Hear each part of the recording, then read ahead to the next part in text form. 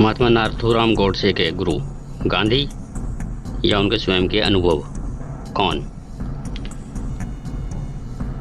मैं कलयुगी नारद खबरी नारद की वाट एंड आइडियोलॉजी सीरीज में आज विषय रखूंगा कि क्या अनुभव ही इंसान का सबसे बड़ा गुरु होता है या बाहरी शिक्षा देने वाले लोग ज़्यादा बड़े गुरु होते हैं।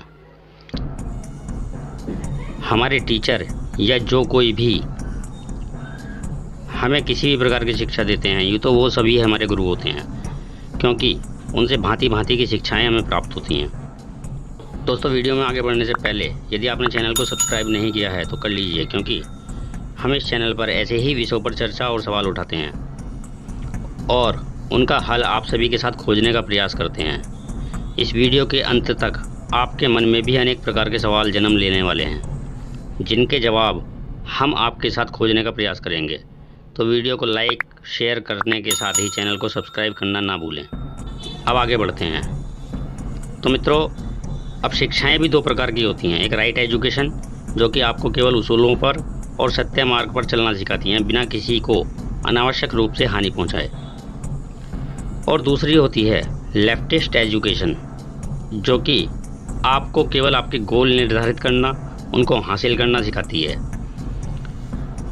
उसमें उसूलों, सत्य या असत्य के लिए कोई जगह नहीं होती। ये ग्रहण करने वाले पर निर्भर है कि वो किस शिक्षा को ग्रहण करना पसंद करता है या उसकी अपनी आइडियोलॉजी क्या है।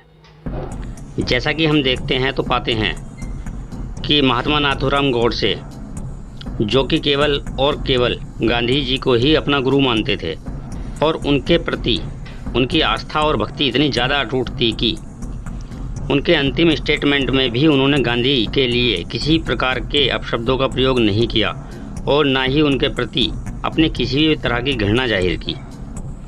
आप लोग उनका वो लास्ट स्टेटमेंट देख, सुन और पढ़ सकते हैं। ये कितने अचंभे की बात है ना कि जिसको इंसान इतनी शिद्दत से चाहता हो या उसका भक्त हो, वही अपने उस आराध्य की हत्या तक कर डाले। यहाँ आती है अनुभव की जटिल शिक्षा प्रणाली की कार्यशैली।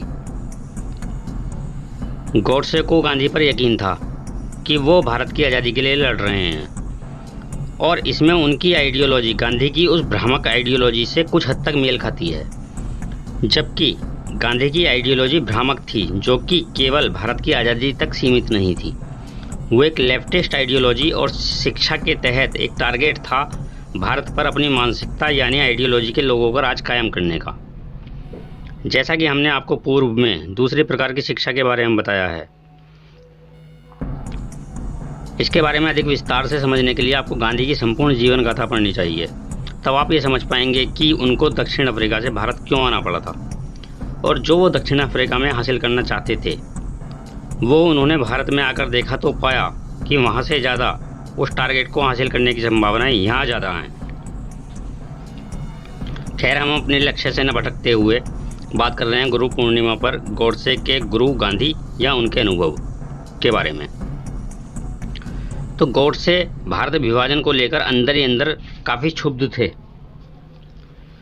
और उनकी अंतरात्मा उनके द्वारा किए जा रहे अनुभवों के आधार पर उनको कचोट रही थी, और अंतिम क्षणों में उनको फैसला करना था कि वो अपने किस गुरु को महत्व देते हैं, गांधी को जिसने कि उनको भ्रामक ज्ञान दिया, या फिर अपने उस अनुभव को जिसने उनके भ्रामक गुरु यानी गांधी के बारे में सही ज्ञान दिया। और गोडसे ने पूर्व में बताई गई दोनों प्रकार की शिक्षाओं में से पहली प्रकार की शिक्षा पर चलते हुए अपने अनुभव रूपी गुरु को प्रणाम करते हुए गांधीवध को अंजाम दिया और अपने अनुभव रूपी गुरु के प्रति खुद को समर्पित भी किया। इस प्रकार हमारे जीवन में भी अनेकों गुरु आते हैं, जो कि हमें भांति भांति की शिक्षा प्रदान करते हैं, जिनमें कुछ सही होती हैं, कुछ गलत होती हैं। ये हम पर निर्भर है कि हम खुद के लिए क्या ठीक समझते हैं, और हमारी ये समझ यानी शिक्षा हमको हमारे ही अनुभव प्रदान करते हैं, जो कोई बाहरी गुरु प्रदान नहीं कर सकता। ठीक महात्मा नाथूराम गोडसे की तरह। अपने प्रश्न कमेंट बॉक्स में अवश्य रखें, ताकि आपके और हमारे अनुभवों में सहमति या असहमति पर चर्चा हो सके। फिर मिलते हैं एक नई आइडियोलॉजिकल चर्चा के साथ। नमस्कार, जय हिंद, जय हिंदू राष्ट्र।